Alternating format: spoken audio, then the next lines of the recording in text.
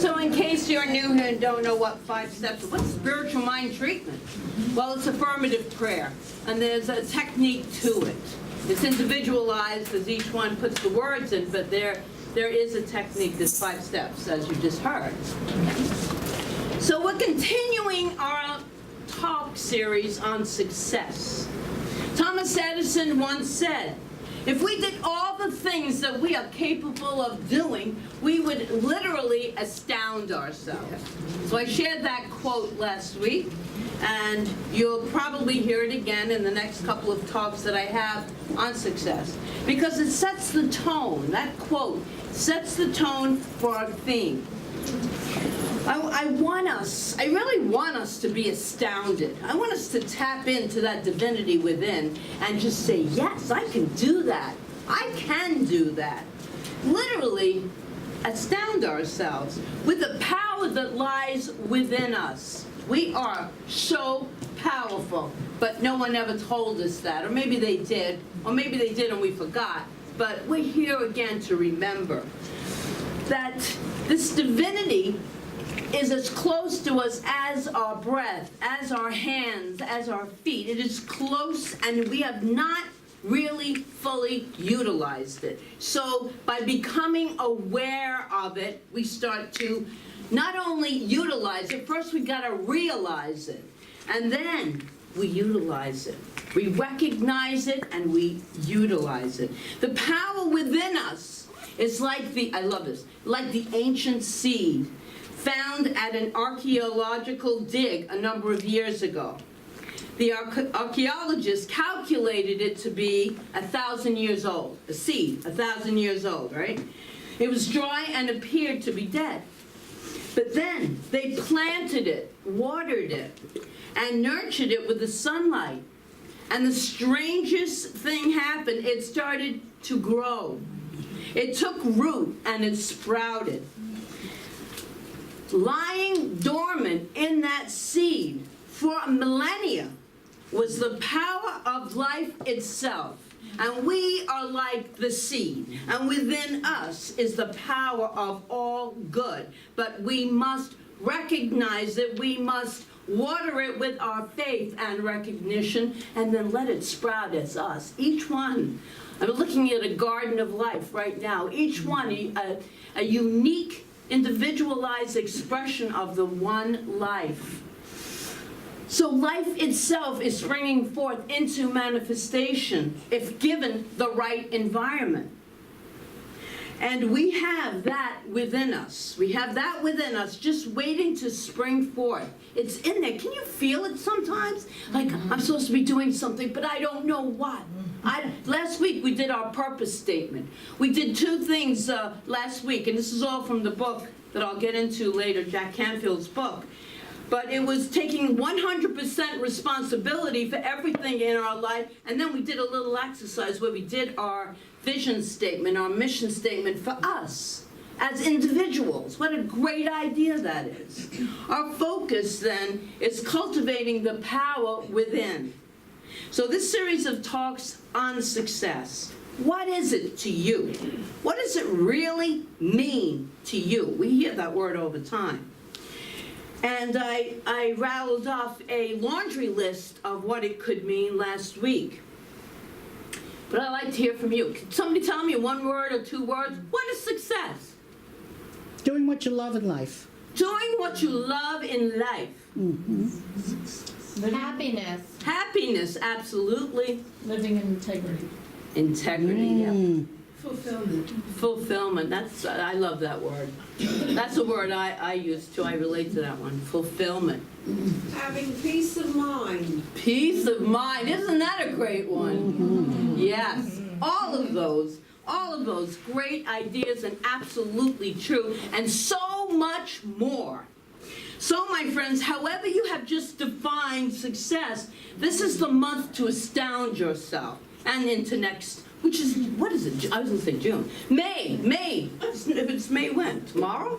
Yeah, Tuesday. Tuesday. It's May. It's amazing. April just zoomed right by. But every moment of every day is that realization, that thing within you that wants to be recognized and expressed. So let's make today the day that we start that.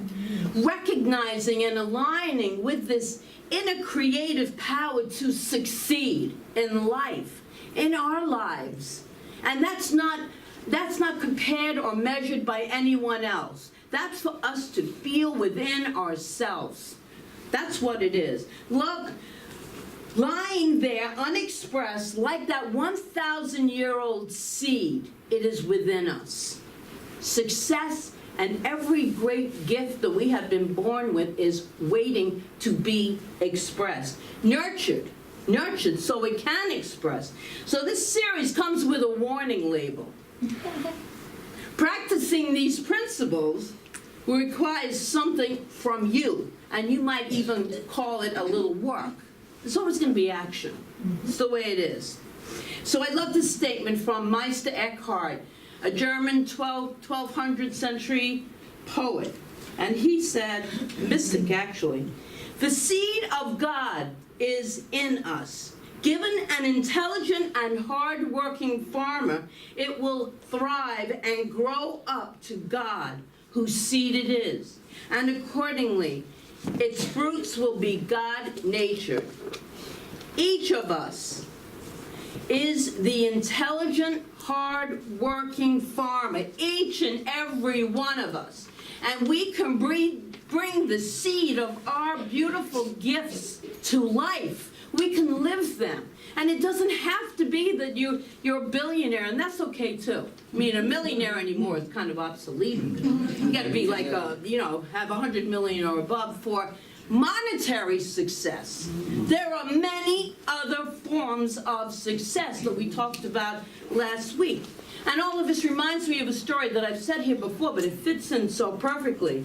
A salesman who is going through the countryside, and he comes upon an absolutely gorgeous farm. He stops to chat with the farmer, who is sitting in a rocking chair on the front porch, and he's chewing on a straw. You have a magnificent farm, one of the most magnificent farms I've ever seen, the salesman said. God has really done a good thing here on this farm. And the old farmer snorts. Yeah, I suppose so. But you should have seen what a mess it was when God had it alone.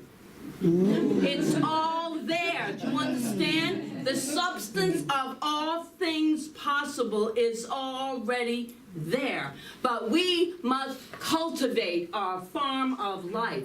It is up to us. 100% responsibility. 100% of how, last week what we had, I'll get to it later, it was so good.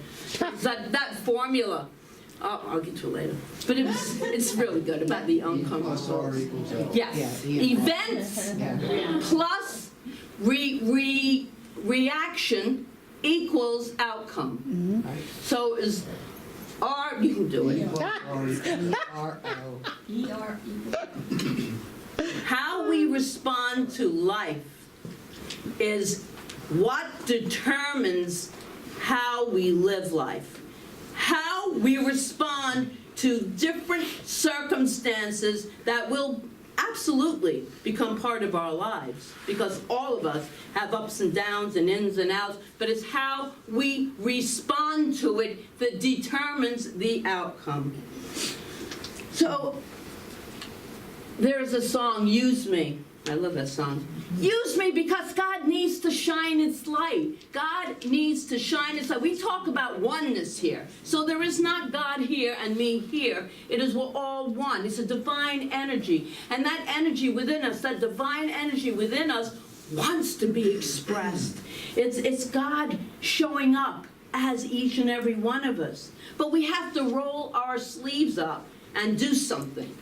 Or as motivational speaker Jim Rohn so perfectly put it, you can't hire someone else to do your push-ups for you. I love that. You just can't walk around saying, I do. Oh, I really want to get my arms toned. Oh, they used to be so toned. They used to be so great.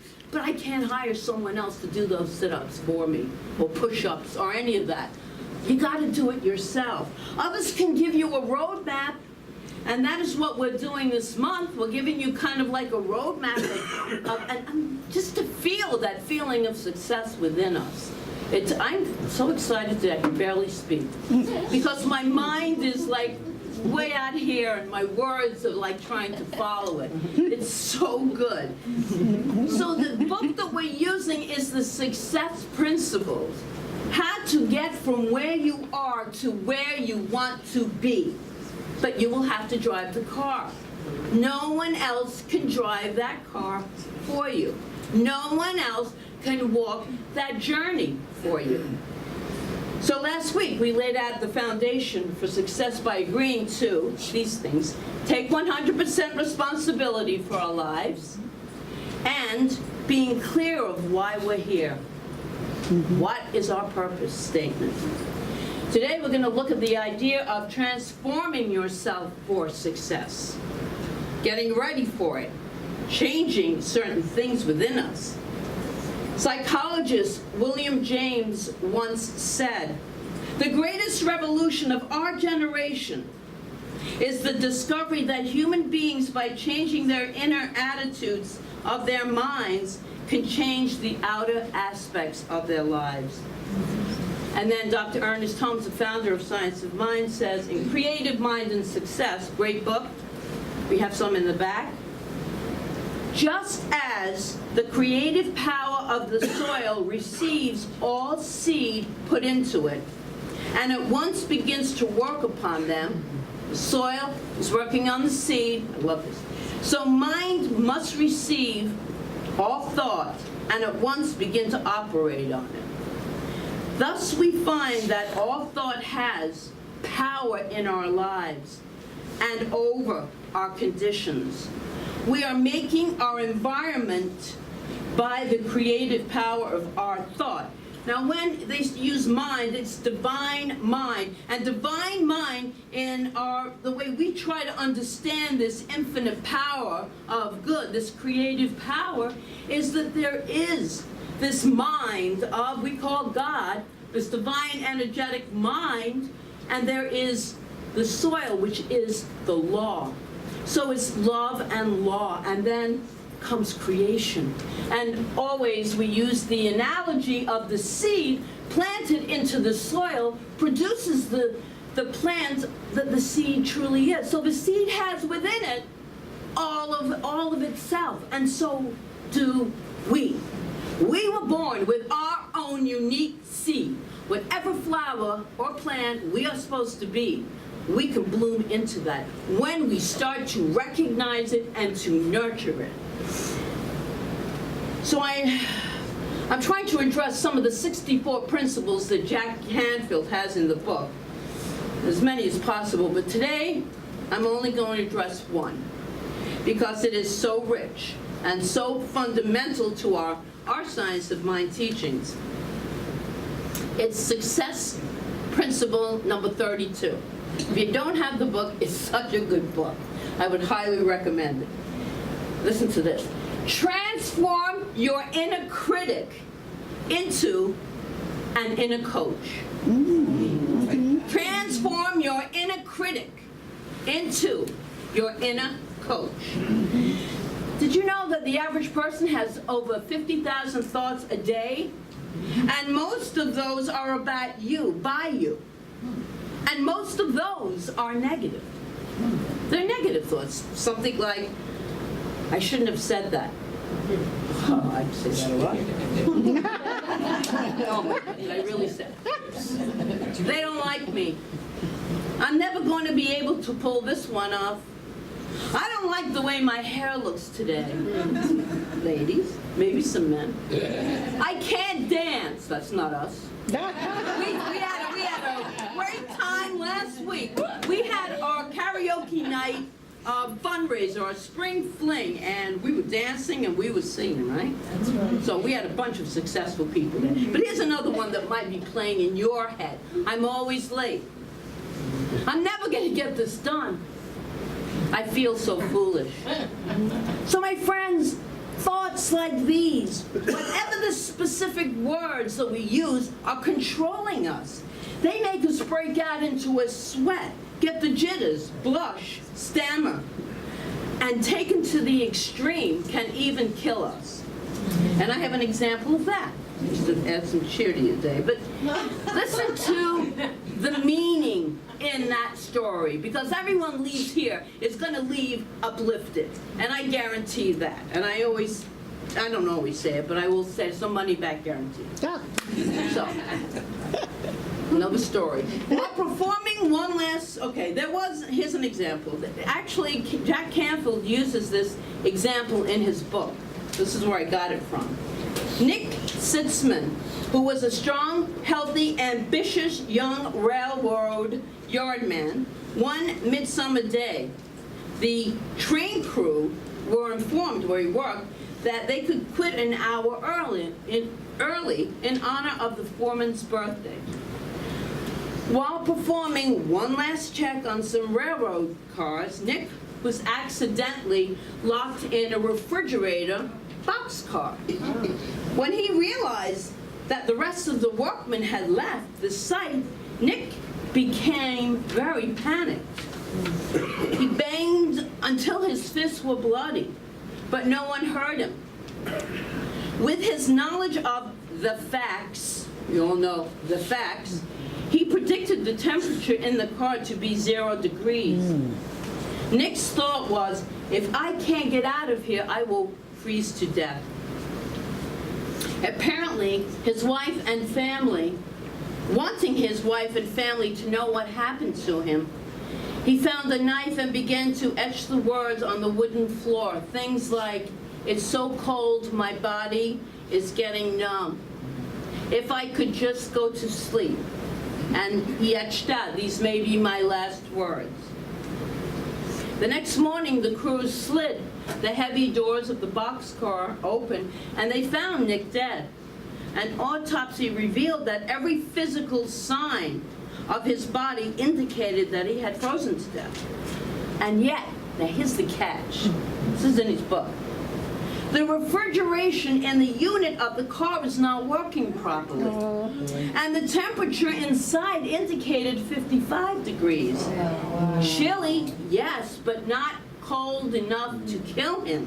Nick had killed himself by the power of his own thoughts. He believed with all of his being that he was freezing to death. It's amazing what we can create.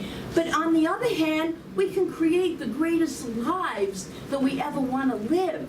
We can do that. No one else can do it for us. Remember, no one can drive our car. No one else can walk our steps. Only we can do that. So I'm knowing and prayerful that none of that will ever happen to any of us. But we can certainly kill our success, our dreams. We kill our dreams little by little with negative thinking, unloving thoughts, the doubt. The greatest killer of dreams is doubt. Our thoughts create a form into which the creative substance, that's what we call the law of divinity, known as God's energy, is poured. Our thoughts create these vessels. This is like pouring water into an ice cube tray. When the water is frozen, out comes the cube in the exact form of the mold that it was poured into. The water has no other choice but to become that shape, frozen. So creative substance, the law of divine mind is creative substance, has no choice but to take our form and bring about that exact demonstration in our lives. If you find yourselves going through different patterns over and over again, it is our thinking, the thinking that no longer serves us. But I'll give you some techniques in a little while. Paramahansa Yogananda, founder of the Self-Realization Fellowship, says in an autobiography of the yogi, this is what he said: "Since you alone are responsible for your thoughts, only you can change them. And you will want to change them when you realize that each thought creates according to its own nature. Remember that the law works at all times, and that you are always demonstrating according to the kind of thoughts you habitually entertain. Therefore, he wrote, start now to think only thoughts that will bring you health and happiness.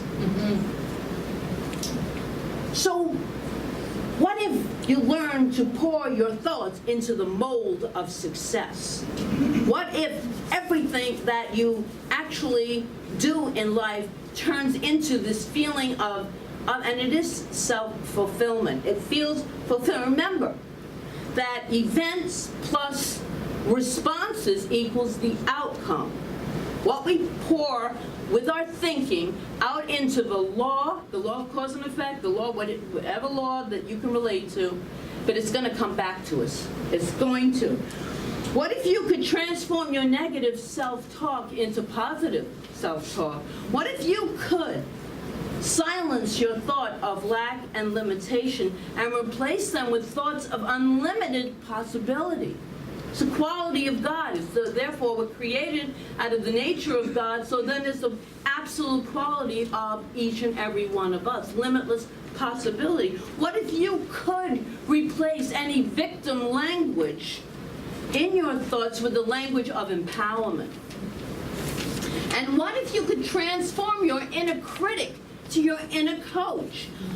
That inner critic who judges every move that you make into a supportive inner coach who encourages you and gives you confidence as you face every situation. Because we face all these different things in life. Well, you can. You can do all of that. And the question is how? Perhaps a new way to look at it. Psychiatrist David Amen has named the limiting thoughts we hear in our heads ants. A-N-T-S. I'm loving this. I was talking about it in the car over here. Automatic negative thoughts. Ants. Not just the ants, the bugs that crawl around, but they crawl around. They can ruin a picnic. They're annoying.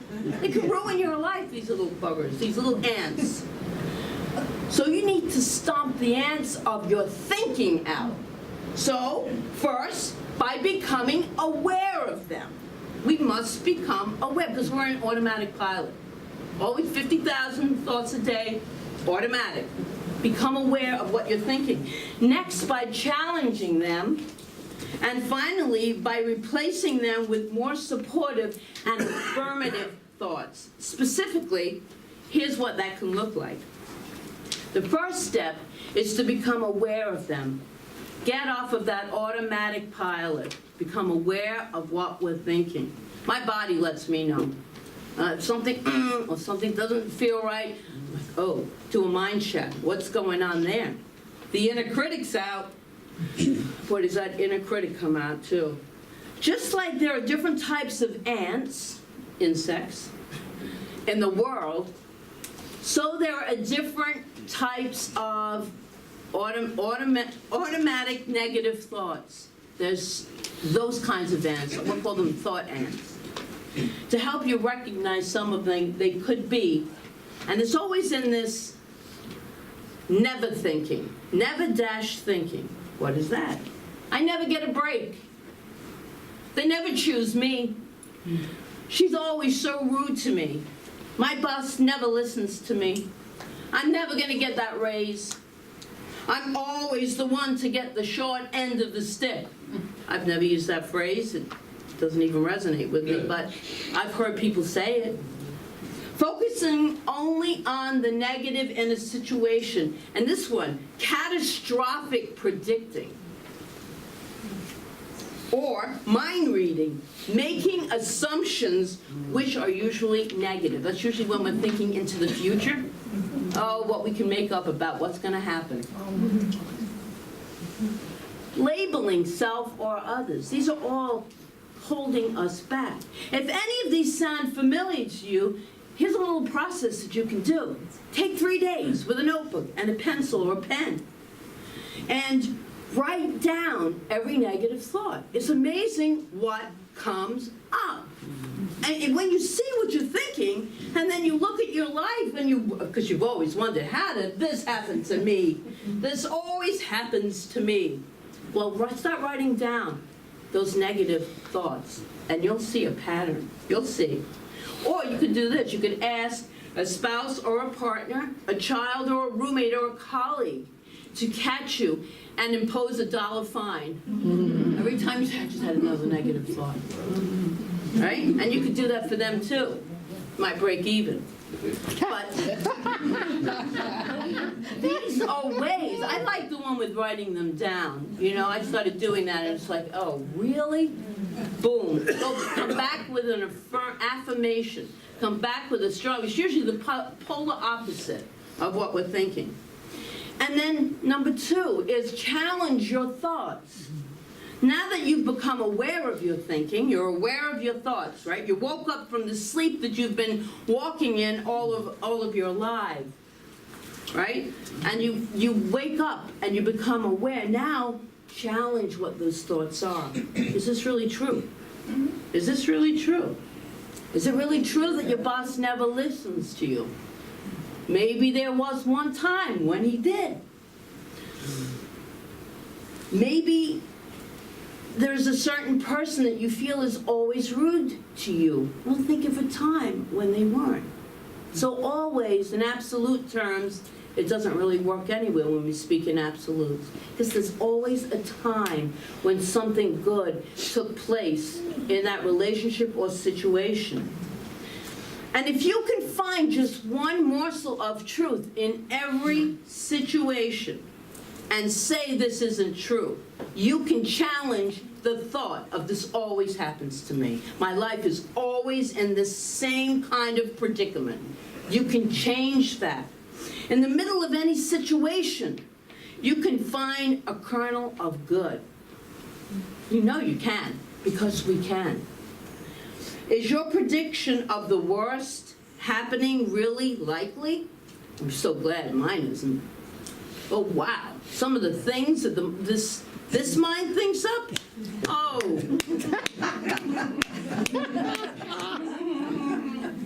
What? You know what I'm talking about. You all do. So what are some other possible predictions? I'm sure if you ask for a raise and you say to yourself, well, I know I won't get it. Well, did you ask? Nope. I know that happened to someone last year when they thought they couldn't get time off to go to our conference because they never asked. They just assumed that they wouldn't be able to. And then, with a lot of prayer support, she asked. And she got the time off? Oh, sure. Go. If you don't ask, you'll never know, but your mind will think, well, I can't go. I can't go. Is that assumption that you're making really true? I know she hasn't called me back because she's really mad at me.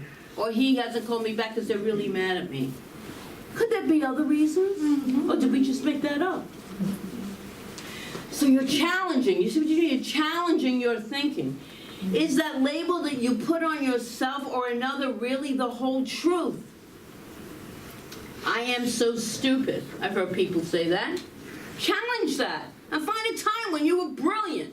When you were so brilliant, and stick with that. You know, and you know this is true. You ever go into a party or a gathering, and everybody gives you all of these incredible compliments, and you're feeling like pretty good. One person.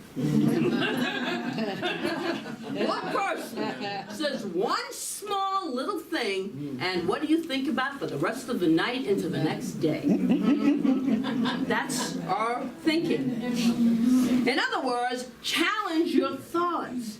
Remember, don't believe everything you hear, especially from inside of your own head. Don't believe what you're thinking. Challenge it. And then the third one is to replace them with the supportive, affirmative thoughts. A powerful, powerful way to do this is to stop, drop, and roll. You've heard this before. Sounds familiar? Well, we're going to do it in this context of thinking. Stop the thought midway by saying simply, stop. And I'm thinking of the song that we all sang, In the Name of Love. Okay, just what are you thinking? Stop. Just stop. You can stop your thought. You have that power. Stop the thought. A powerful, powerful way to do this is to stop, drop, and roll. So you stop the thought and then drop the thought intentionally. Consider it, just consciously drop the thought by telling yourself, I am forever dropping that thought. That thought doesn't serve me. These are thoughts. They're not even real. But we believe they're real, and then we create a situation that then is real. So we stop the thinking and drop the thought, and then roll the thought. Consciously roll the thought into its opposite. If you are thinking, I will never succeed in this, consciously roll that into, I am so excited to see how I succeed in this. That's good. Yeah. If an ant runs in and says, are you possibly going to do that? That's an automatic negative thought. Consciously roll into it and say to yourself, I only need to know the what because God knows the how. We talk about that all the time. All we have to know is the what. Stay focused on the what. The universal good, the universe, God, divinity will provide the how it works. So much better than our small little brains. It's not even our brains, it's our thoughts. So let me end with this powerful words from Ernest Holmes in our book, Creative Mind and Success. So listen to this. In the final analysis, we are just what we think ourselves to be. We are big in capacity if we think big thoughts. We are small if we think small thoughts. We will attract to ourselves what we think most about. What are you thinking about most of the time? Oh. We can learn to govern our own destiny when we learn to control our thoughts. This is so easy to understand and so plain to use that we often wonder why we have been so long finding out this. The greatest truth of all ages, believing, thinking, what is believed to be true, and thinking into mind each day that which is wished to be returned. So eliminate negative thoughts, thinking the positive thoughts, polar opposite, the positive, giving thanks to the spirit of life, never arguing with oneself or with others. These are some of the steps, this is what Ernest Holmes, these are some of the steps which when followed will bring us to where we shall not have to ask if it be true. For having demonstrated, we shall know. And Ernest Holmes talks about, don't believe me. And I say to you, don't believe anything I say. Nothing. Use it for yourself. See if it works in your life. Because if it works in your life, you can actually change your thinking, change your life. But you cannot change your thinking, change your life, if you do not become aware of the thoughts. So by controlling those automatic negative thoughts, we are well on our way to transforming our lives into the happiness, into the fulfillment, and into success. And that's it.